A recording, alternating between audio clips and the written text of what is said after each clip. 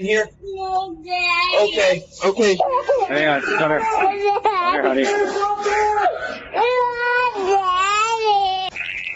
I'm guessing in the head, in the back of the head. There's people that fix stuff, you know? Yeah. Is Colby okay? Colby is not okay. This horror unfolds when 24-year-old Colby Vinson is found brutally murdered in his apartment. Let me ask you this. Do you know of anybody that would want to hurt him?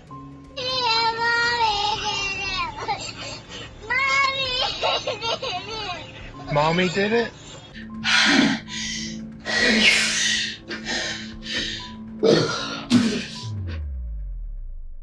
On March 19th, 2023, around 9:30 p.m., Santa Rosa County Dispatch receives a 911 call reporting a deadly shooting. Responding to the call, police rush to the scene, and what happens next is nothing less than harrowing.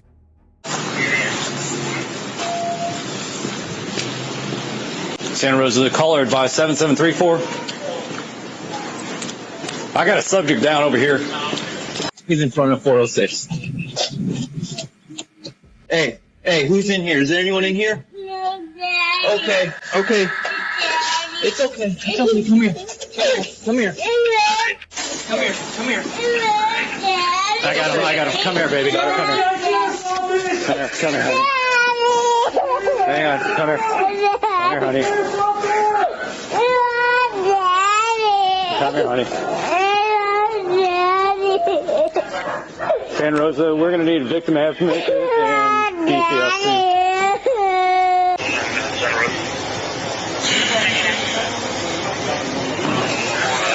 Yeah, he's gone. Officers are met with a heart-wrenching scene. A man is found lying lifeless, and his daughter, Presley, is visibly shaken, suggesting that she has witnessed her father's last agonizing moments right before her eyes. Come here, baby. It's okay. It's okay. It's okay. So where's Annie?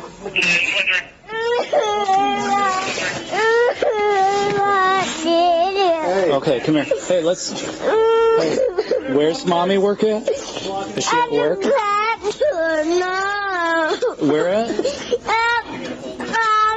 at my house. At your house? Yeah. Where's your house at? I'm back at No, I want my daddy. I know. Okay. We'll get your daddy in. Come here. Come here. I want my daddy. I know, honey. It's okay, baby. Could one of you guys check on your computer to see if it is mom, where she's at, with like her address and... We're trying to get a hold of mom.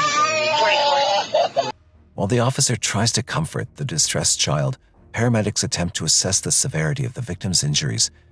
It's only then that they realize that the situation is far worse than suspected. What kind of GSW is it? Tape it off. Nothing. Hey! Should we start cutting clothes? Is he still alive? Hey, go upstairs, okay? We'll get up Do here. we know his name? LP, do we know his name? No. Does he live there? I'm guessing in the head, in the back of the head. There's people that fix stuff, you know? Yeah. I'm guessing he got shot in the back of the head. With the situation remaining unclear, they secure the scene and begin searching the area to gather evidence, looking for anything that might tell them what really went wrong.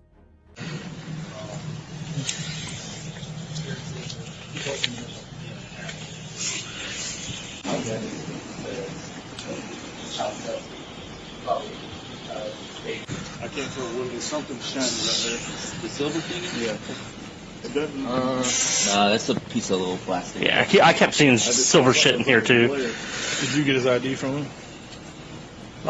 He did. I did. Out of his pocket? Could you tell if he had a cell phone or anything on him? There is a cell phone right there in that pocket. It was connected to the wallet, but... So. When no real leads emerge, officers turn towards the neighbors, hoping someone has seen or heard something. Thankfully, what they discover will provide them with their first crucial lead. Did you hear anything or see anything? That I was walking down halfway when I heard the shot. Mm-hmm. I didn't know it was a Right. shot. When I started walking again down the stairs with my dad, I saw the man on the floor with blood, and I saw a guy walking to the pine needles. Yeah. He was walking right there. That when he was walking, he said, "That was your dad," and he kept talking, but I couldn't hear anything else. Okay. The neighbors' statements provide a crucial lead in the investigation. The perpetrator's cold remark, "This is what you get," confirms to officers that killing this man wasn't just a random act. The killer had a solid motive. However, first, they need to identify the victim. Find out. I'll just check Facebook.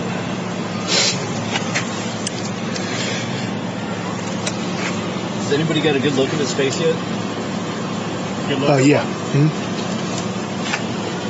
The victim? Yeah. Yeah. Well, I didn't. I just seen him laying on the ground when the little girl came out, so that's why.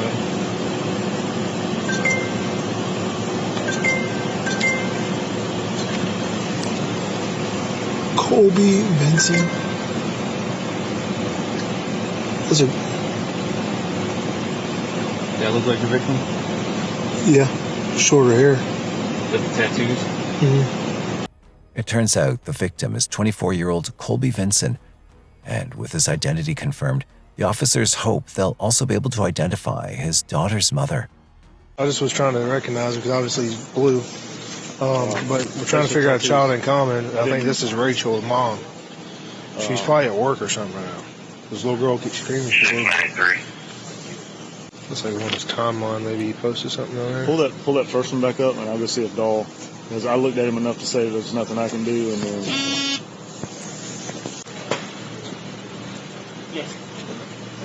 Okay. Well, we found mom then. So. Yeah, Rachiel Moore. Go ahead.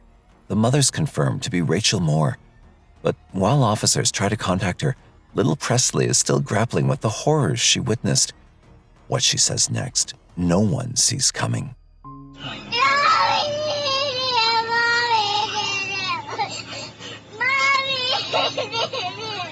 Mommy did it?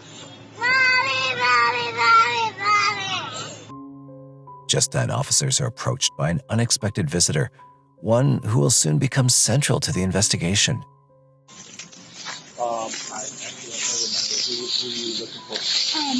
My granddaughter came to stay with her dad for the first night in over a year, and this is my best friend. Her kids live upstairs, and they just called me, called her and told me that something's going on over here, and I just want to make sure that she's okay. Yeah, there's no female here. No That's child, no 4-year-old. yeah. Well, What? you said it need for. No, hold on, calm down. I don't know if it's the right. If it's the right door or not. So you're I'm relatives? guessing it's 406. I'm going to pull my phone up. Are your grandparents or? She's I grandmother. am the baby's grandmother. Okay, I'll be right back. Now, with Rachiel's mother, Christy Moore, present at the crime scene, the police decide to start by questioning her, hoping to understand what happened and who might be responsible. Okay.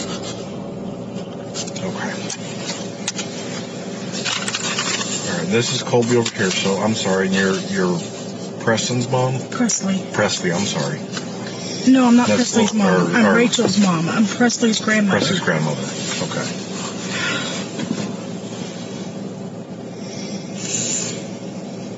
What did he do? Can you tell me? Well, that's what we're trying to figure out here.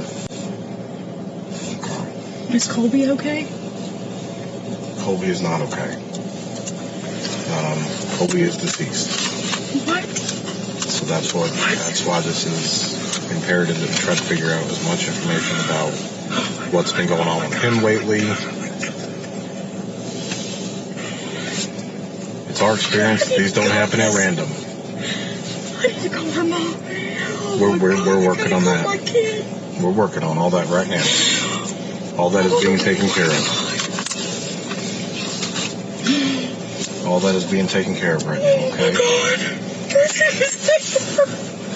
What's been going on with Colby lately?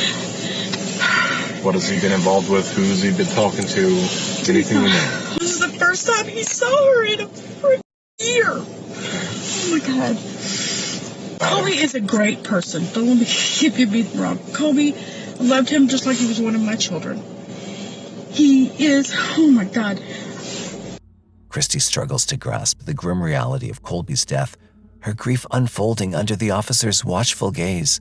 Oh my God, to be honest with you, I haven't spoken to him in almost a year because we have been in a custody battle with him because he wanted her, but his lifestyle was not something that we really wanted. With Presley, the court case, I don't know what happened there. It's all got screwed up. How did the exchange go? It went fine. It went fine. I just walked over to him and I asked, I didn't ask him anything. I did ask him. I said, do you have childcare set up for this week? Because this is the first time he's had her. And I know he works. So Colby, did they meet up somewhere to pick her up, or did at they? Publix at 6:30. Okay. Me, Rachiel, Chris, and the baby. And Rachiel and Chris stayed in the car. I walked her over to him. Oh my God. Well, who is Chris? Rachiel's fiance. Okay. Should I call my daughter and tell her to come over here? I mean... No, we've got, like I said, all that stuff right now is getting taken care of. Okay, we have detectives that are trying to go and talk, or that are going to meet and talk to her as well. The revelation about Presley's custody instantly makes one thing clear. There's more to the story. The detective's suspicions intensify when he recalls her daughter screaming, "Mummy did it," making her an immediate prime suspect. Realizing this, officers know they can't hand over the child to Christy. Not yet.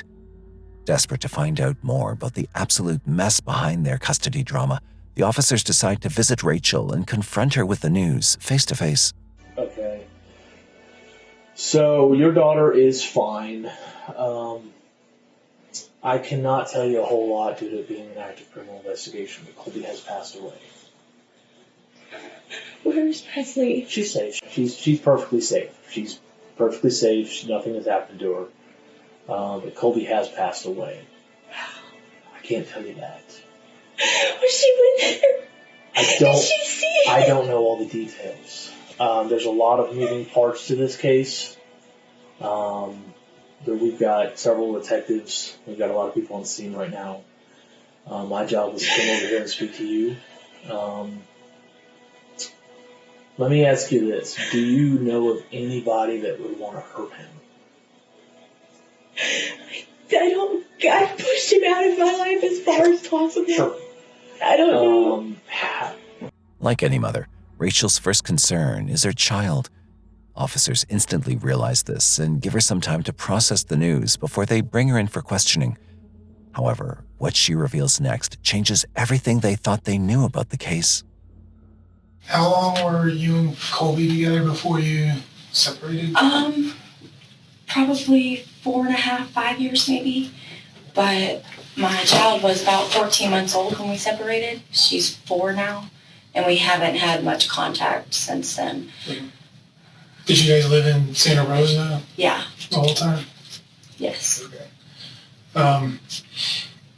If you don't mind me asking, why'd you guys separate? He has a drug obsession. Like, no matter what environment I would put him in, he would bring the drugs to it. I could get him out of the environment and he would be the drug dealer. I could take him. We moved out because his family said that if you have a baby and you live with your family, it just automatically ruins your family relationship. Like, you don't get to grow as a family. And he took that personally. So we moved out, and we were 4 minutes from my mom's house, and that was okay. I was like, okay, fine. Well, once we moved out, he started selling drugs. He started growing drugs in our house, and I had my kid, and I was like, hey, you can't do this. Like, this is a dangerous situation for our daughter. Like, you gotta stop. According to Rachiel, despite repeated warnings, Colby's drug obsession only got worse. Ultimately, Rachiel had to leave him and move to her mother's house for Presley's safety. But according to her, Colby followed her, carrying on with his habits even there. But this wouldn't be the worst of their troubles. Losing all hope, Rachiel took matters to the court, hoping to put an end to it forever and save her child from substance abuse. But the court battle would not go down like she expected. Call saying, hey, answer the front door. And I answer the door and there's deputies saying, hey, where were you? What were you doing? I'm here, sleeping up here, waiting. As officers conclude their interview with Rachiel, what stands out the most is her complete lack of concern for Colby, suggesting troubles ran deeper than a normal custody battle. Yet the identity of the real killer is still shrouded in mystery. Every account describes Colby's killer as a white male. However, one thing keeps troubling officers: the fact that Christy was the only one to hand over Presley to Colby, and also the first person to arrive at the crime scene. This raises red flags about her involvement, prompting them to call her in the next day for another round of questioning. But getting answers from her will prove far more difficult than initially believed. What we talked about last night, I just want you to go back over it. Yesterday when you showed up, what information did you get before you showed up yesterday? At the apartment. Correct. Dustin had called Kim, her son, and said, look, there's a bunch of cops involved, a bunch of cops downstairs. We don't know really what's going on. Well, we are nosy. So, knowing that she's there, we drive over just to make sure. And I lost my. I found out that it was actually his apartment. She called me by the time she called me. Why did you not get that information? That's the part that seems a little strange to me. Looking back. Because I didn't know exactly where he lived. It was the court thingy that they sent us on Friday that told us his actual address. I knew where Dustin lived, but as far as I didn't know. Did you share that information with anybody? Is where he was? Not other than Dustin and Shelby. Christy's flawed logic still doesn't make sense to the detectives. Instead, it only compels them to press her further to study her response. So they drop a bombshell. We have a picture of the person who did it. And I was wondering about that. It's only a matter of time before we identify him, but everything keeps coming back to this custody thing. Okay. Just like talking to Rachiel, I don't want you and your family to be caught off guard if it turns around that it's connected to y'all. Okay? Because it's not going to be connected to Colby. Okay? Okay. My question is, who else do y'all know that had this information that could have harmed? Hurt? I don't know anybody. I don't know anybody that makes me sick to even think about it, to be honest. Okay. When Christy offers nothing, they turn to Rachiel with the same set of questions. But this time, they'll raise their intensity as they're desperate for a breakthrough. Well, I'm trying to give you this opportunity to be real clear about what maybe even an idea you have in your head about something that could have happened. And the reason why I say that is we have a picture of the person who did this. I don't want you to be caught off guard if it turns out it's someone you know. Because if it does turn out that you're withholding information and our investigation leads to you withholding information, then how is that going to work for you, Alan? How would that work out? But I don't know. In Presley's favor. I don't know. I'm going to tell you, I have talked to everybody the same way. Taking it seriously? Does that make sense? No. Like I said, my family's I'm not violent. I don't understand. I'm not saying you're violent. I didn't do this at all. In reality, detectives have no idea about the suspect, let alone his picture. In fact, it's only a ruse to corner her, hoping she slips. Despite their relentless efforts, Rachiel yields nothing. Having no clue where to pivot next, the detectives decide to try a new tactic. They bring Christy and Rachiel into the same room, allowing them a brief moment together.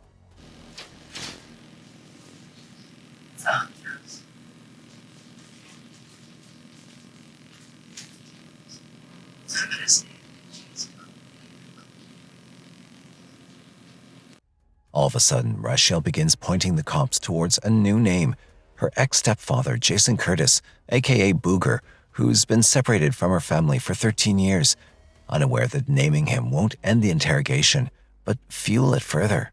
Just tell your mom what's going on?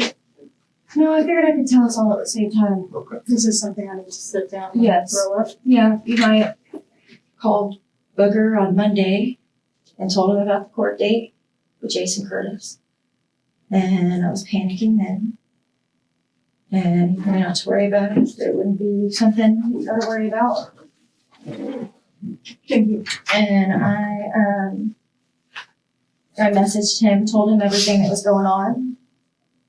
And he had sent me pictures of knives and guns and Renaissance, but I didn't think anything of it because he lived far away. What did he send you the pictures of the knives and guns on? Was it on text message or Facebook? Messenger, but I thought that was bad to have. Facebook After, Messenger, right? Yeah.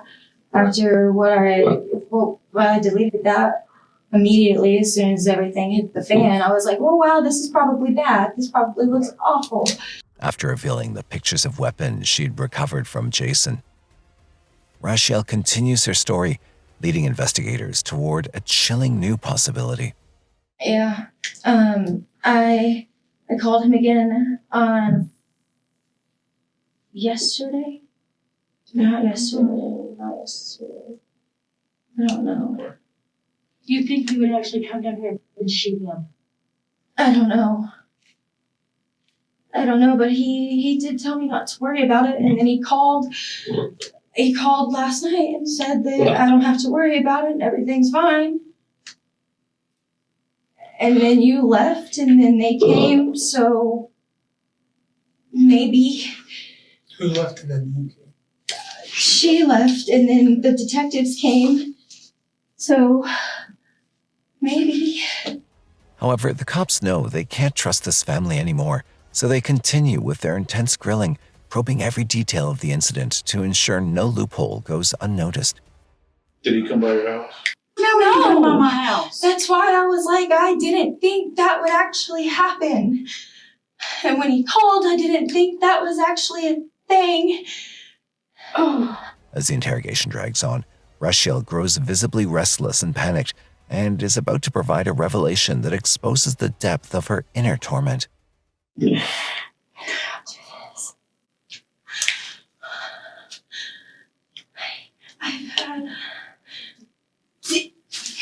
I've had so much anxiety about this all week. I have literally been wetting my bed over it.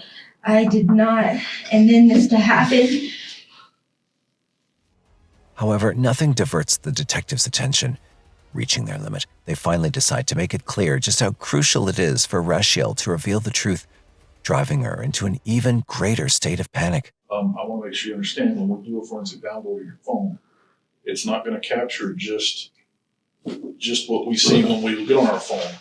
Anything that's been deleted, all of that stuff. So if there's conversations that you had on Messenger that you think you've been deleted, they're going to get recovered. Oh, I know. Okay, so I just want to be sure that you're being 100% honest with us, because I don't want Anything. right. The only way to get ahead of this is to be honest up front, right? If we have to come back later and say, well, what's this text message about, then that's not going to look good, right? You're probably gonna come back later a lot.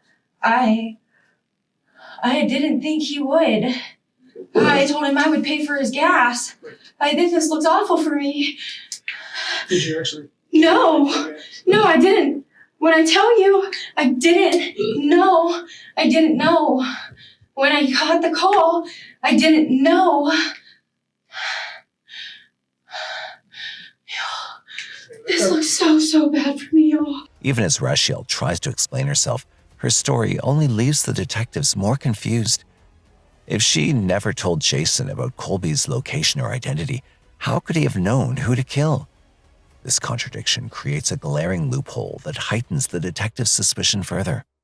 So the biggest thing now is we're trying to figure out, how did he come to know where he lived? I don't know. What I'm telling you, I just told him this is what happened. Even after being questioned multiple times, Rachiel still clings to her story. At this point, the detectives confront her directly about the glaring flaw in it. And you and I were talking earlier, and it was pretty clear where In the circle. what I was circling around to. Yeah, I told you I you didn't know anybody on who purpose would want would to hurt not him. talk about your dad.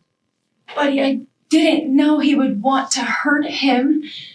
But you knew it was good information. But you Yeah, knew it it would was information be you a should have good shared. lead, but So were you trying to protect him because you already know what he had done?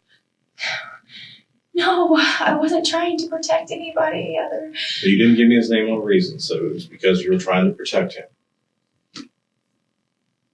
You're loosely trying to protect yourself as well. I can understand that. But you're also trying to protect him for what you knew he did, right? I don't want this to turn around on me if that was him. I knew what I had said to him. With Rachiel in custody, the police turn their attention to Jason. When they move to arrest him, to their shock, he perfectly matches the witness's description. Handcuffed without a fight, Jason shows no resistance, as though he'd been expecting this all along. The police finally bring him in for interrogation, hoping to understand his side of the story, unaware that it will be anything but easy. So the reason we're here is there was a warrant put out for your arrest, all right, for the murder of Colby Vincent. Vincent. All right. Does that name even sound familiar to you? No. You have a stepdaughter, Rachel, correct? I'm sorry? Do you have a stepdaughter named Rachel? Yes. Okay. What was Rachel's ex-boyfriend? Okay, I didn't know his name. I never met him.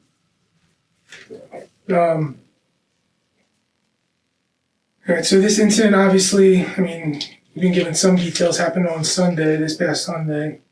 Can you tell us where you were at all day? I don't really want to answer any questions till I know what's going on. I mean, I know Rachel was having trouble with something about custody, but I ain't had nothing to do with that family in 10, 15 years. What do you know about the custody stuff? All I know is that Rachel and him didn't want him to have the baby, and I don't know what happened. They're just arguing over the baby? Yeah. What kind of conversations have you had with Rachel recently? It's mostly about she just upset.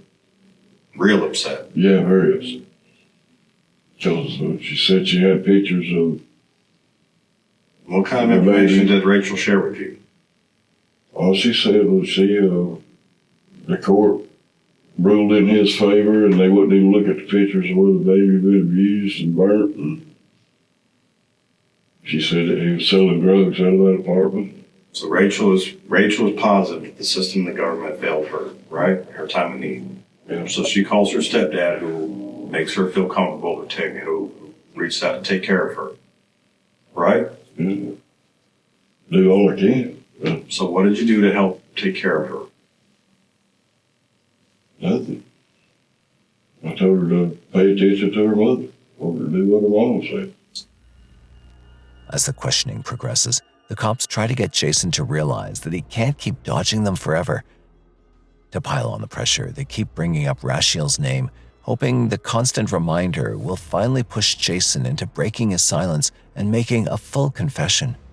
Giving you the opportunity to save Rachel right here. So where does your love really lie?